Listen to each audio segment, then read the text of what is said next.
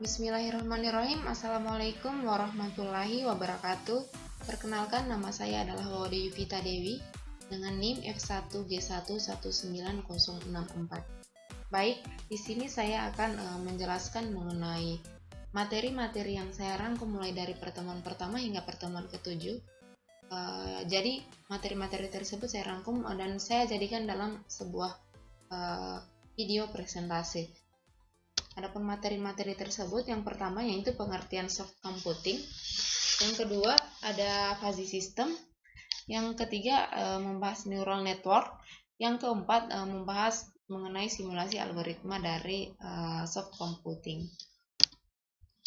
Jadi yang pertama yaitu pengertian dari soft computing. Soft computing adalah kumpulan teknik-teknik perhitungan dalam suatu ilmu komputer, intelijensia semu, mesin learning, dan beberapa disiplin ilmu teknik lainnya yang berusaha untuk mempelajari, memodelkan, dan menganalisa fenomena yang sangat rumit. Soft computing juga merupakan segolongan metode yang mampu mengolah data dengan baik walaupun di dalamnya terdapat ketidakpastian, ketidakakuratan maupun kebenaran parsial. Nah, ada beberapa metode yang terdapat dalam sebuah soft computing, di mana yang pertama yaitu fuzzy logic. Jadi, fuzzy merupakan representasi suatu pengetahuan yang dikonstruksikan dengan if-then rules. Kemudian metode ini memiliki beberapa karakteristik, diantaranya yang pertama yaitu pemecahan masalah dilakukan dengan menjelaskan sistem, bukan lewat angka-angka, melainkan secara linguistik atau variabel-variabel yang mengandung ketidakpastian atau ketidaktegasan. Nah, karakteristik yang kedua yaitu pemakaian if-then rules untuk menjelaskan kaitan antara satu variabel dengan variabel yang lain. Yang ketiga, karakteristiknya yaitu menjelaskan sistem memakai algoritma fuzzy. Fuzzy logic memiliki kelebihan-kelebihan, diantaranya yang pertama yaitu dapat mengekspresikan konsep yang sulit dirumuskan, seperti misalnya suhu ruangan yang nyaman. Yang kedua yaitu pemakaian membership function, di mana memungkinkan fuzzy untuk melakukan observasi objektif terhadap nilai-nilai yang subjektif. Yang ketiga, kelebihannya yaitu penerapan logika dalam pengambilan keputusan. Yang kedua ada neural network.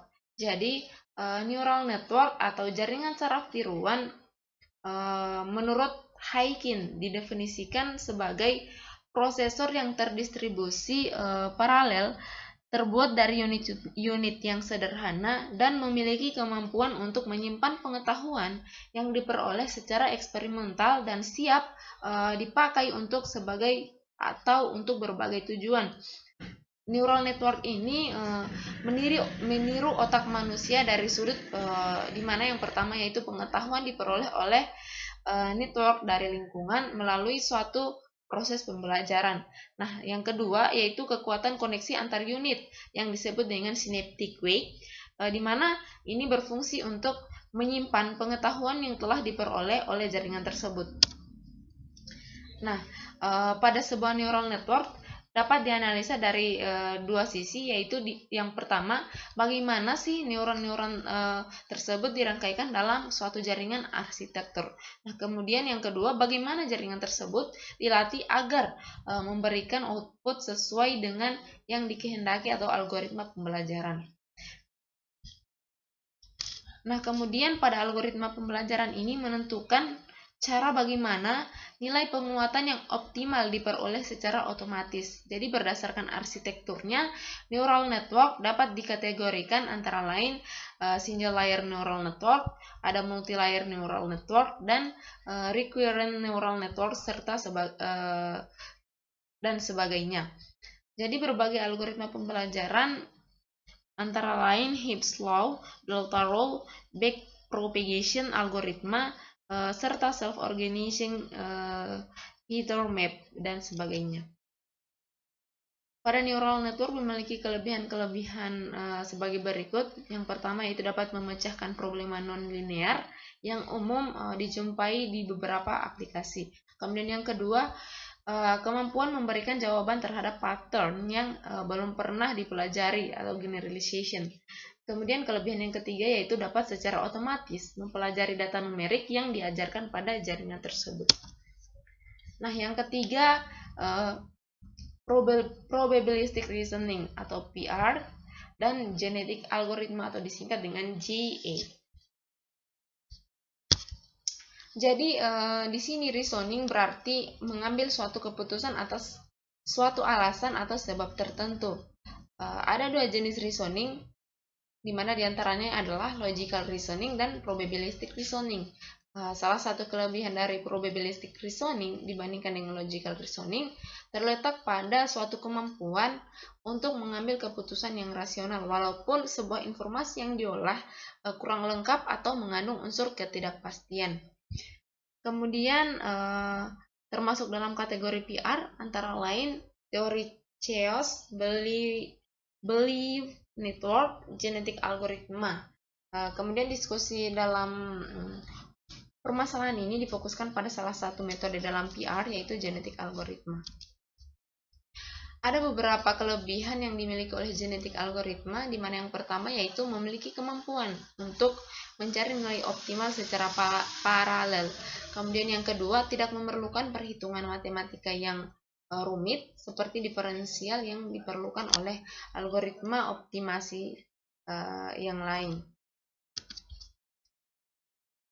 Kemudian genetic algoritma juga memiliki kelemahan, di mana yaitu tidak memiliki rumusan yang pasti, kemudian banyak parameter yang perlu diset secara baik agar proses evolusi dalam genetik algoritma itu berjalan sesuai dengan yang diharapkan. Kemudian kelemahan yang ketiga yaitu penentuan rumus menghitung fitness merupakan hal yang sangat penting dan mempengaruhi proses evolusi pada genetik algoritma. Nah, pada pembahasan materi yang kedua yaitu fuzzy system.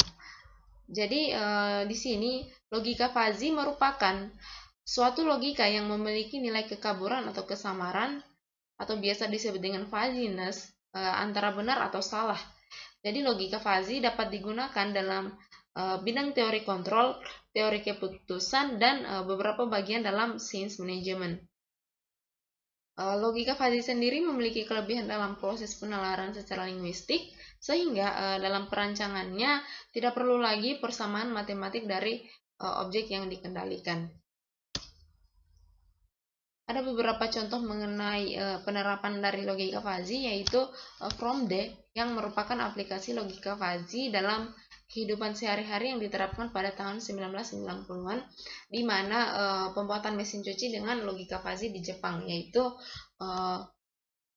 Matsushita Electric Industrial Company. Adapun contoh penerapan logika fuzzy yang lainnya adalah yang pertama yaitu teori kendali hingga kecerdasan buatan. Contoh kedua yaitu di dunia kedokteran dan biologi. Kemudian yang ketiga manajemen pengambilan keputusan serta manajemen basis data untuk query data. Dan yang keempat yaitu tata letak pabrik yang maksimal menentukan jumlah produksi berdasarkan jumlah stok dan permintaan. Kemudian melangkah pada materi yang ketiga yaitu neural network.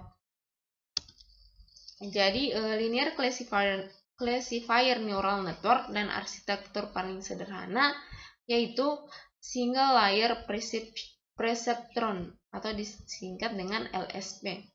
Jadi linear classifier terdiri dari dua kata. Yang pertama yaitu classifier, di mana artinya yaitu mengklasifikasikan, dan kemudian ada kata linear di mana artinya yaitu garis lurus. Jadi pada machine learning pengklasifikasian linear atau linear classifier merupakan klasifikasi yang mengambil keputusan berdasarkan nilai kombinasi linear dan sifat-sifatnya. Jadi berdasarkan contoh yang dijelaskan dalam video yang mengandung materi-materi dari pertemuan pertama hingga pertemuan ke-7 yang terkhususnya pada materi tentang neural network, dapat disimpulkan bahwasannya ketika kita ingin melakukan sesuatu atau dalam memecahkan suatu masalah, seperti pada contoh adalah pilihan film yang akan ditonton. Nah, hal tersebut membutuhkan linear classifier atau pengklasifikasian linear untuk mengambil suatu keputusan atau decision yang paling baik berdasarkan data-data yang telah ada atau yang telah dikumpulkan.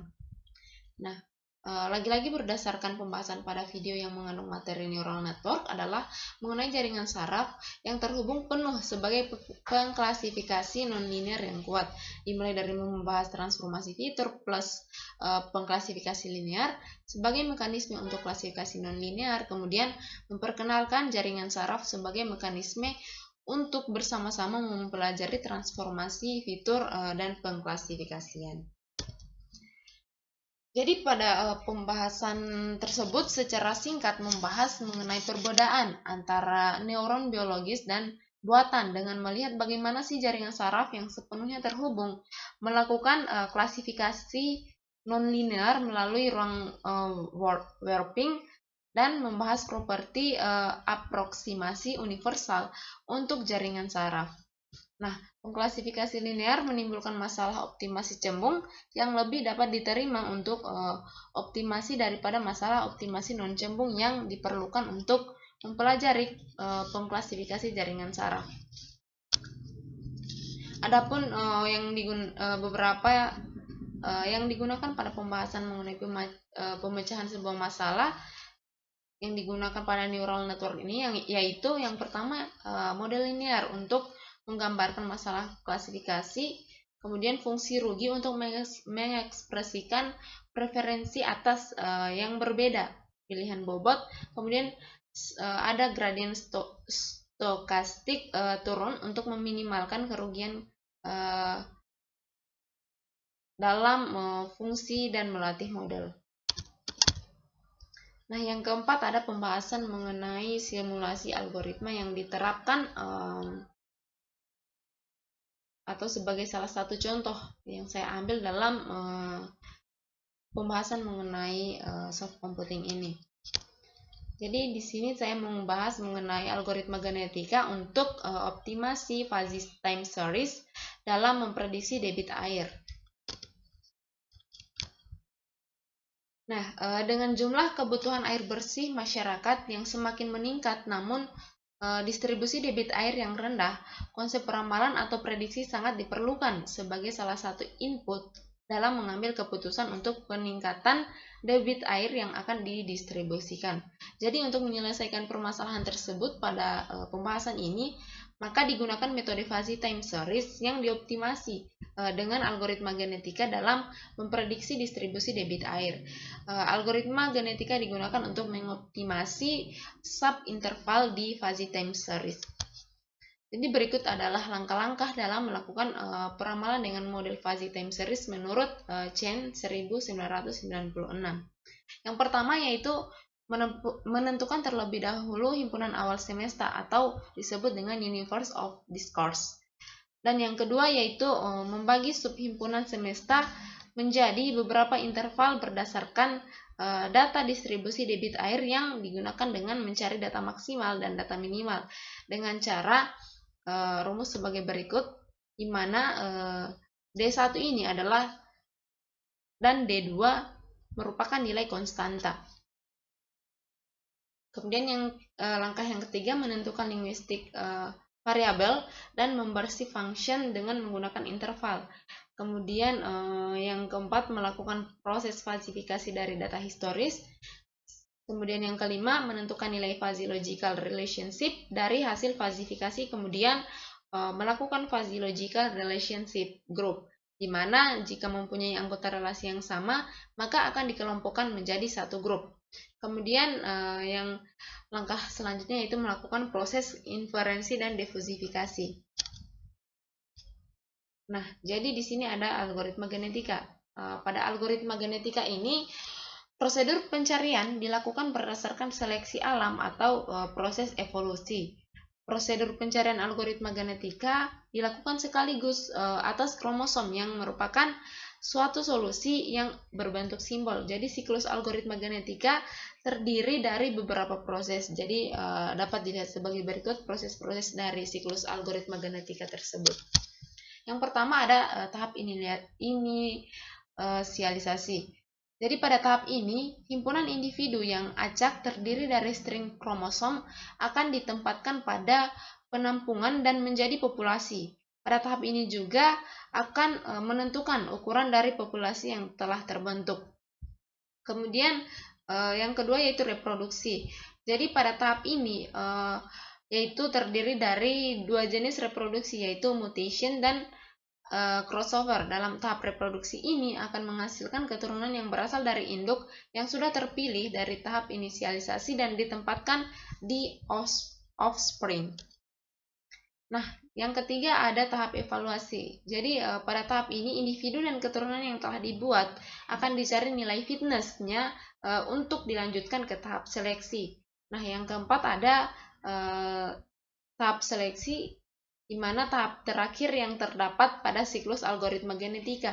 Jadi pada tahap ini berfungsi untuk memilih individu dengan solusi terbaik berdasarkan nilai fitness tertinggi dan dijadikan sebagai individu untuk generasi selanjutnya. Jadi dalam pembuatan sistemnya dioptimasikan dengan algoritma genetika. Adapun langkah-langkah selama proses pembuatan sistem dari algoritma dapat dilihat pada tahap yang pertama, yaitu tahap pengujian dan analisis. Di mana pada tahap ini yang pertama yaitu pengujian ukuran populasi. Jadi pengujian ini dilakukan dengan percobaan 15 kali dengan nilai populasi kelipatan 10, yang mana jumlah akhir dari nilai populasi yaitu 150. Untuk generasi yaitu 1000, kemudian untuk CR yaitu 0,5 dan kemudian MR yaitu 0,5. Adapun gambar pengujian populasi dapat dilihat. Nah, berdasarkan pada gambar tersebut dapat disimpulkan bahwasannya nilai 70, 110, nilai 70, 110 dan 150 menghasilkan fitness tertinggi dengan nilai fitness sebesar 0,000045. Kemudian nilai fitness yang diambil untuk pengujian selanjutnya dengan nilai 110 karena nilai selanjutnya dinyatakan konvergen, di mana perubahan pada nilai fitness tersebut tidak mengalami perubahan yang signifikan. Nah, yang kedua ada pengujian crossover rate, di mana pengujian ini dilakukan dengan percobaan 10 kali dengan nilai crossover rate kelipatan 0,1, yang mana jumlah akhir dari nilai crossover rate yaitu 1. Jadi untuk nilai populasi yaitu 110, generasi yaitu 1000, dan MR yaitu 0,5. Dapat dilihat pada gambar ini.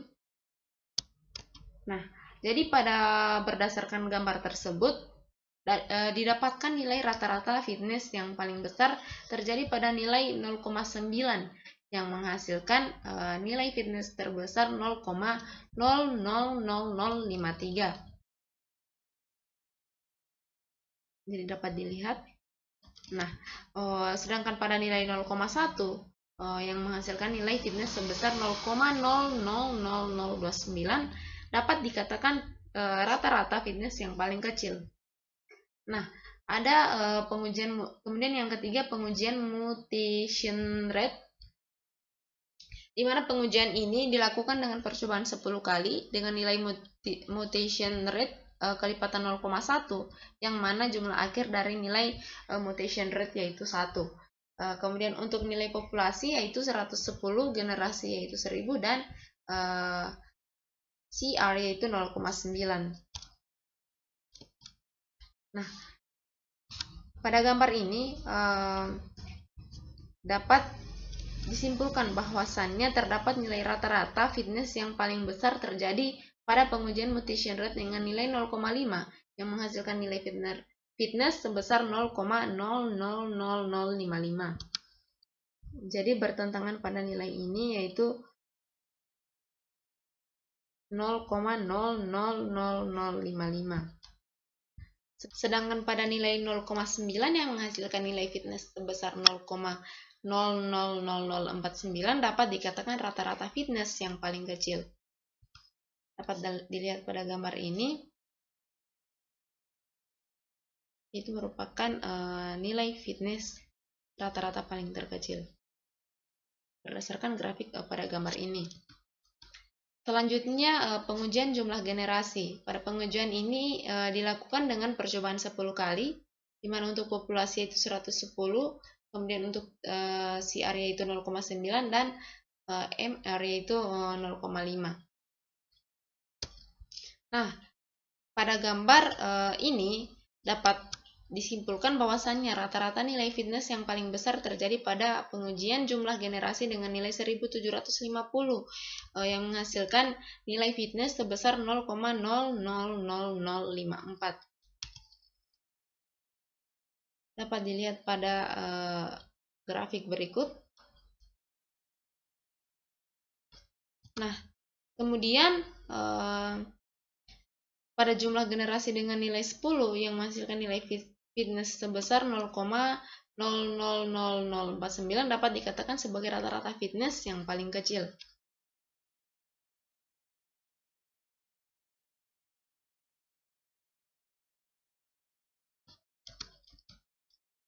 Nah, kemudian pada pengujian terakhir yaitu pengujian tingkat akurasi.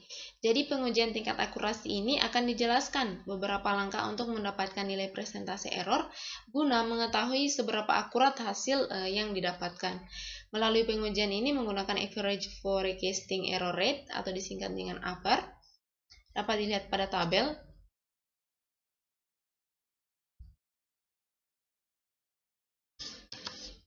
Nah, pada perhitungan AFER tersebut, AI merupakan nilai data aktual dan FI merupakan jumlah dari semua nilai selisih dari data aktual dan hasil prediksi.